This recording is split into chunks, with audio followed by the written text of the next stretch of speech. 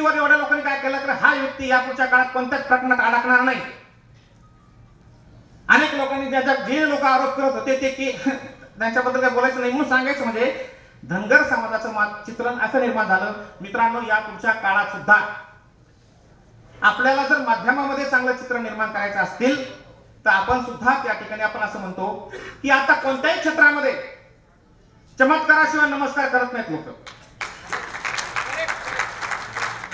म्हणून काहीतरी चमत्कार आपण केला पाहिजे. मग तो चमत्कार शेतीमधला असेल. आपल्या या ठिकाणी कसपटे साहेब आहेत बघा, जवळ बार्शी तालुक्यामधले कोटीत सीताफळ काढतात. त्यांच्या सगळ्या पेपरला बातम्या लावतात, सगळ्या त्यांच्या मीडियामध्ये त्यांच्या स्टोरी येतात. कारण नवनाथ कसपटेने शेतीमध्ये क्रांती केली. अनेक लोक असं म्हणतात की आमच्याकडे पाणी नाही म्हणून आम्ही या ठिकाणी फळबागा लागत नाही, पण सीताफळ हे डोंगरावर येतं. नवनाथ कसपटे कोटीत या ठिकाणी सीताफळ विकतात. म्हणून त्यांच्या माध्यमामध्ये शेतीच्या कामाबद्दल माध्यमामध्ये धनगर समाजाचं चित्रण चांगलं येतं. दुसरी महत्वाची गोष्ट, आमच्या औरंगाबादमध्ये एक राऊत आहे, सदाशिव राऊत. त्यांना 4 मुली आहेत. त्यांच्या 4ही मुली इंजिनियर आहेत आणि त्यांची एक सगळ्यात छोटी मुलगी कीर्ती राऊत त्या पायलट झाल्या. आता इंटरनॅशनल विमान चालवतात. त्या सांगायचं तात्पर्य म्हणजे ज्यावेळेस त्या पायलट झाल्या, मराठवाड्यातली मुलगी पायलट झाली. आपल्या धनगर समाजाचा एक माणूस 4ही मुलींना चांगलं शिकवतो, पायलट करतो आणि ती मुलगी भारतातच नाही इंटरनॅशनल नॅशनल विमानं चालवते. ही चमत्कार झाला. ही बातमी जागतिक महिला दिनाच्या निमित्ताने सर्व मीडियाने लावली. सांगायचा तात्पर्य असा की माध्यमामध्ये जर समाजाचं चित्र म्हणजे साहित्याच्या माध्यमातून असो, कारण सुंदर सोनवणे सर जर पुण्यतिथी आणि जयंतीबद्दल घेत असतील तर आपल्या समाजाच्या माध्यमातून सुद्धा लोकांनी विविध त्या ठिकाणी विषयावर त्यांनी असं लिखाण केलं पाहिजे असं मला नेहमी वाटतं.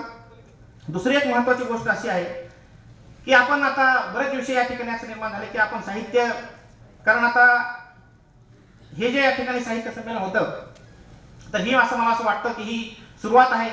ह्या साहित्य संमेलनाची प्रेरणा घेऊन ही साहित्य संमेलनाचे जे संयोजक होते, मी सुरुवातीला असं म्हटलो, या संयोजक मंडळीचं जेवढं अभिनंदन करतात तेवढं चांगलं आहे. माझी त्यांना विनंती अशी आहे की आपण या पुढच्या काळामध्ये प्रत्येक जिल्ह्यामध्ये जर या ठिकाणी या साहित्य संमेलनाची संकल्पना दिली तर औरंगाबादमध्ये आम्ही असतो, त्याचा भार आम्ही उचलू त्या संमेलनाचा.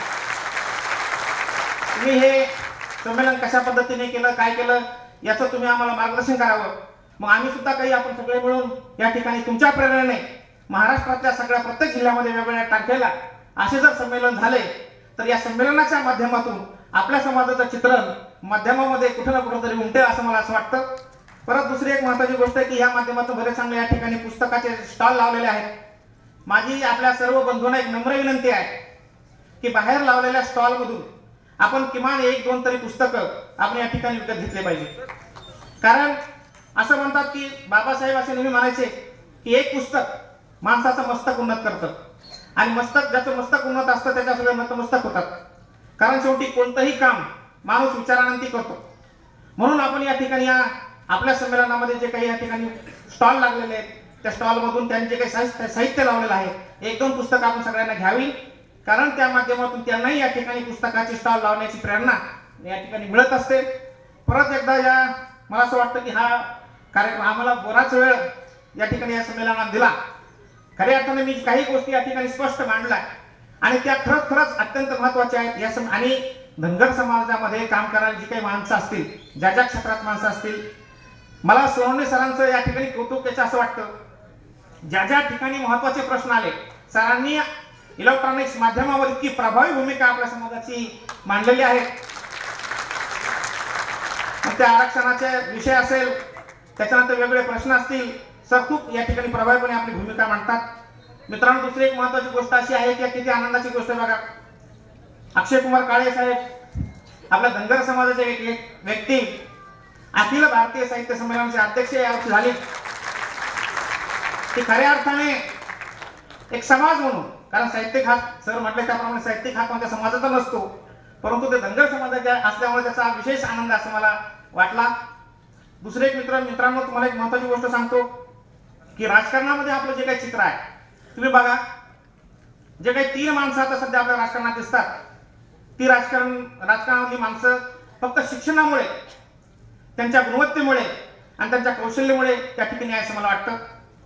प्राध्यापक राम शिंदे सर हे विज्ञान शाखेचे या ठिकाणी पदवीधर आहेत, प्राध्यापक आहेत, ते रसायनशास्त्राचे प्राध्यापक आहेत, केमिस्ट्रीचे प्राध्यापक आहेत, प्राध्यापक राम शिंदे सर. महादेव जानकर साहेब आपले कॅबिनेट मंत्री, हे केमिकल इंजिनियर आहेत, गोल्ड मेडलिस्ट इंजिनियर आहेत. डॉक्टर विकास महात्मे साहेब हे या ठिकाणी नेत्र तज्ञ आहेत, पद्मश्री आहेत. त्यांनी खूप चांगलं काम केल्याबद्दल त्यांना पद्मश्री मिळाली आणि त्यांना त्या ठिकाणी महाराष्ट्रामध्ये पहिल्यांदा खासदार म्हणून जाण्याची संधी मिळाली.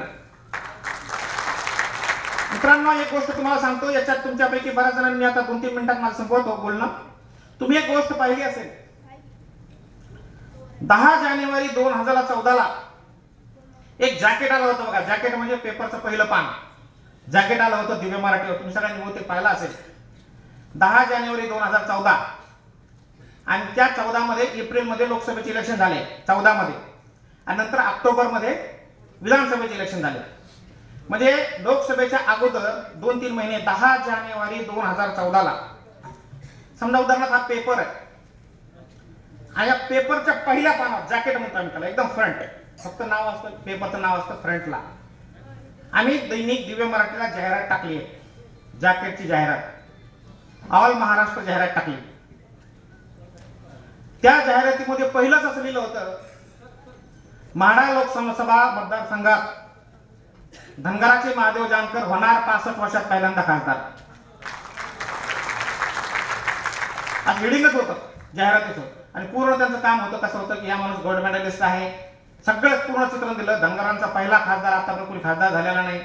आणि ते इतकं हे झालं किंवा आता काय खासदार कोण आपले कसं पहिला कसं काय कोणी झालं नाही का, काय ना काय विचार विंतमंथन झालं. त्या दिवशी महाराष्ट्रामधला एकही पेपर शिल्लक नव्हता.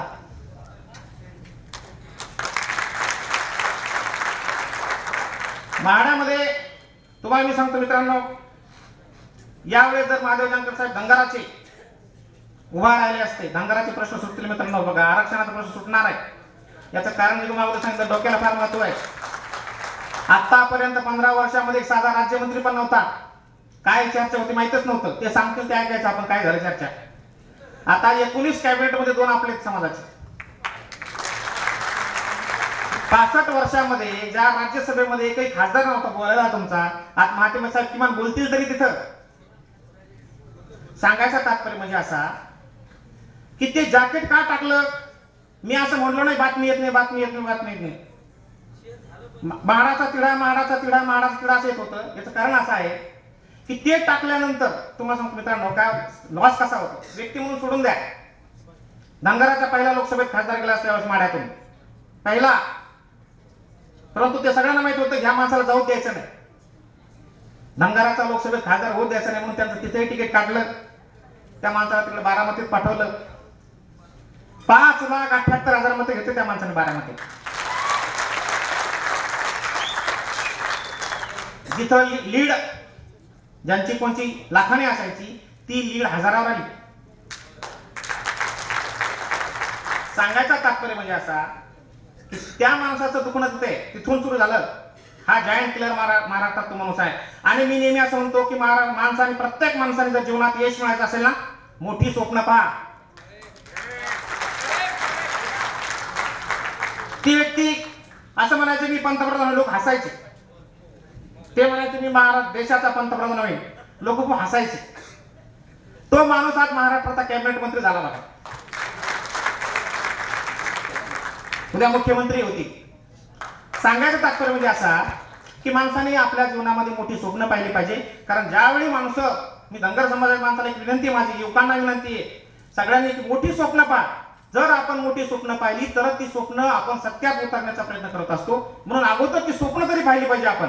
माणसाने स्वप्न पाहिल्यानंतर त्या स्वप्नाकडे जाण्याच्या दिशेने माणूस प्रवास करत असतो. या ठिकाणी एवढीच विनंती आहे मित्रांनो की ही जी माणसं आहे, हे 3 नाव जी घेतली, ही माणसं शिक्षणामुळे पुढे गेली, वाचनाने पुढे गेली, गुणवत्तेने पुढे गेली. म्हणून या पुढच्या काळामध्ये धनगर समाजाचे मुलगा असतील, मुली असतील, भेदभाव न मानता मुलांना शिक्षण दिलंच पाहिजे. कारण शिक्षणाशिवाय माणसाचं परिवर्तन होऊच शकत नाही. शिक्षण माणसाला या ठिकाणी आत्मविश्वास देतं. म्हणून मी असं म्हणतो की या पुढच्या काळामध्ये ह्या परत एकदा जाता एवढं सांगेल की ह्या पहिले आदिवासी धनगर साहित्य संमेलनाच्या संयोजन समितीचे मी अत्यंत आभारी आहे. कारण त्यांनी माझ्या मनातले आणि लाडके या ठिकाणी साहित्य संमेलनाचे अध्यक्ष झाले. या पुढच्या काळामध्ये त्यांनी अशीच प्रेरणा सगळ्या जिल्ह्याला द्यावी. परत एकदा आपल्या सगळ्यांचे आभार म्हणून मी माझे 2 शब्द संपवतो. जय हिंद, जय महाराष्ट्र.